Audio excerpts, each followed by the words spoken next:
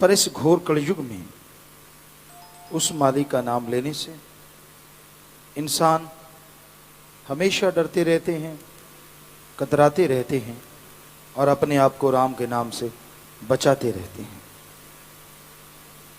झूठ बोलना हो, चुगली निंदा करनी हो, बुरी बुरी बातें करनी हो, फुर्सत मिल जाती है।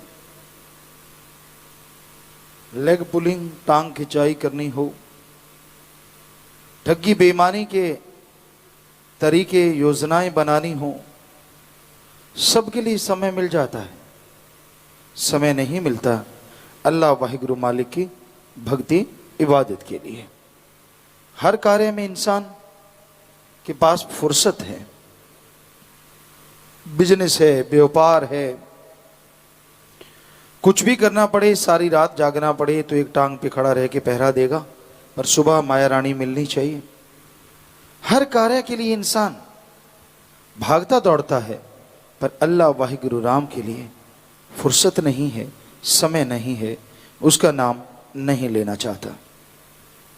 और जैसे जैसे इंसान मालिक के नाम से दूर होता है, वैसे वैसे उसके अंदर की तमाम खुशियां चली जाती हैं।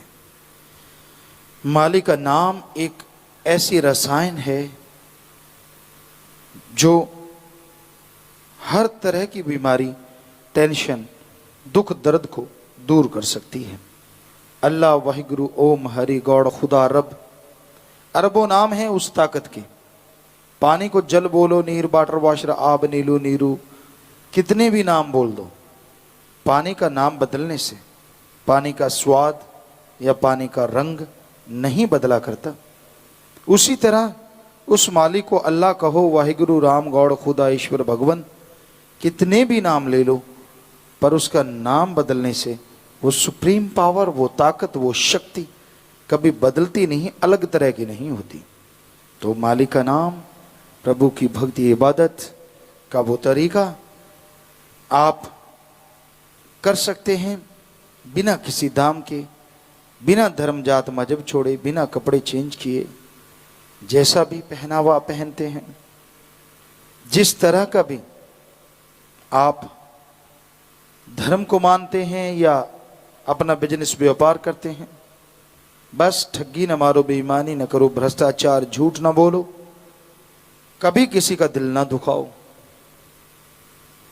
दिल दुखाने का मतलब ऐसा कर्म ना करो जिससे दूसरे को तकलीफ हो। बुरे कर्म, बुरी सोच, इंसान जब बुरी सोच आती है, अगर सुबह शाम अल्लाह वाहिगुरु मालिक का नाम लेता रहे तो उस सोच का जो फल है वो खत्म हो जाता है। कोई भी दिमाग विचार शून्य तो हो ही नहीं सकता, विचार तो चलते रहते हैं, कभी कोई आया, कभी कोई आया, कभी कोई आया, कभी कोई आया, लेकिन उन विचारों को फॉलो ना करो, बुरे विचारों के पीछे चलो ना, बुरे विचारों के अनुसार काम करो ना, तो भी आप बुराइयों से बच जाएंगे और मालिक की कृपा दृष्टि के काबिल बन जाएंगे। आप सुमरन करते हैं, मंजूर कबूल होता है, पर आपको कई बार एहसास नहीं होता। आप कहते हैं मेरा सुमरन चलता नहीं। चलने से आपका तात्पर्य है ध्यान नहीं जमता, अंदर कोई चमत्कार, वो नज़ारा नजर नहीं आता। सुमरन करने से, भक्ति इबादत करने से वो पहाड़ जैसा कर्म कंकर में बदल जाता है। तो ये नहीं कि सुमर ने काम नहीं किया, सुमर ने तो काम किया पर आपको महसूस नहीं होने दिया। कोई भी काम आप करते हैं उसका फल मिलता है, कम ज्यादा थोड़ा बहुत कुछ ना कुछ तो मिलता है। सपने में आपके कर्म कट जाएंगे, जीते जी गम दुख दर्द चिंताओं से आप आजाद हो जाएंगे। क्या मालूम राम के नाम से, ओम हरि मालिक की भक्ति इबादत से आपके कौन से पाप कट जाएं। इसलिए मालिक का नाम अगर आप जपना चाहते हैं, उसकी भक्ति इबादत करना चाहते हैं, तो आपको कोई जोर नहीं लगेगा। परिवार नहीं छोड़ना, काम धंधा नहीं छोड़ना, जंगल पहाड़ उजाड़ों में नहीं जाना, वेशभूषा बदलना नहीं, बस अपने विचारों को बदलना है। अपने आप नहीं, सुमरन के द्वारा, राम नाम के द्वारा, अल्लाह वाहिगुरु मालिक की भक्ति इबादत के द्वारा। विचार बदलते जाएंगे और आप मालिक के नजदीक होते जाएंगे। मालिक कभी किसी से कोई पैसा नहीं लेता। ये तो इंसान लेते हैं, इंसान देते हैं। ये तो इंसान का बिजनेस है, भगवान का नहीं। उसको किसी के कोई पैसे से कोई लेना देना नहीं है।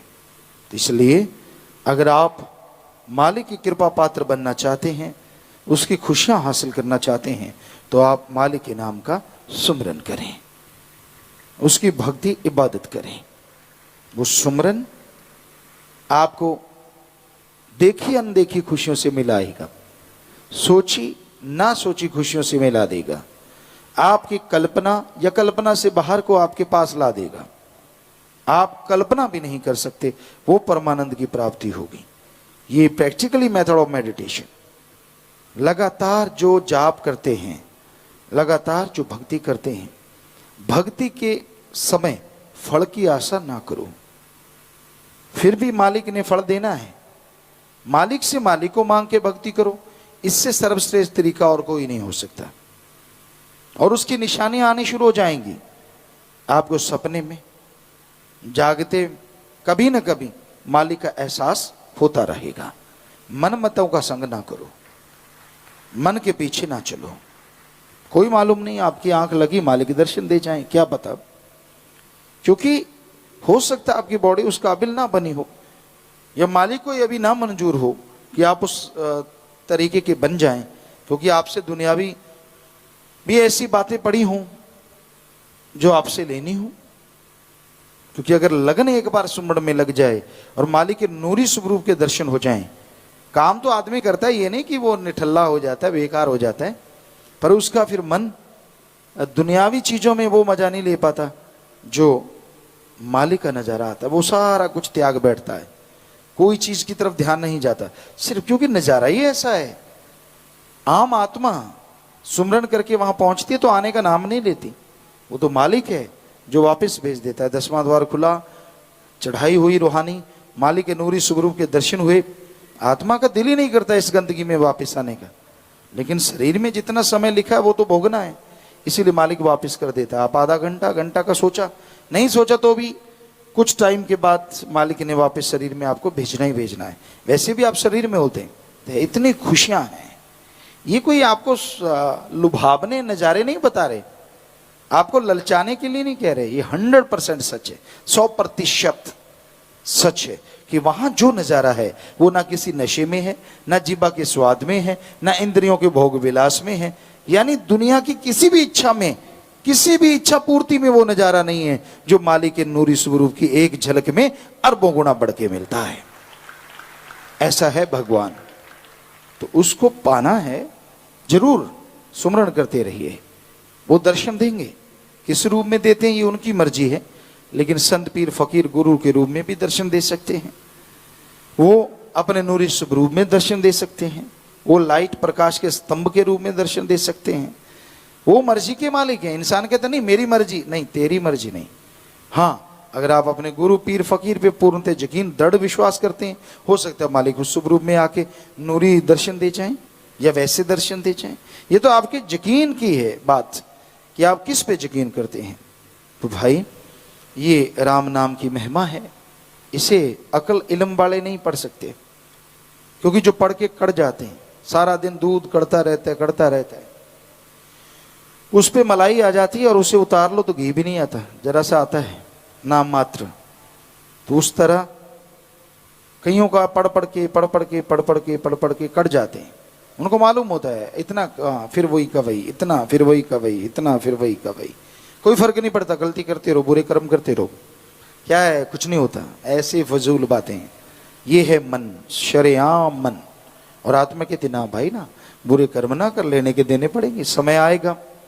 तो आत्मा की आवाज को जिसने सुन लिया वो भगवान की खुशियों का हकदार बनता है। और वो खुद ही नहीं, परिवार कुलों का भी उद्धार होता है और दोनों जहां की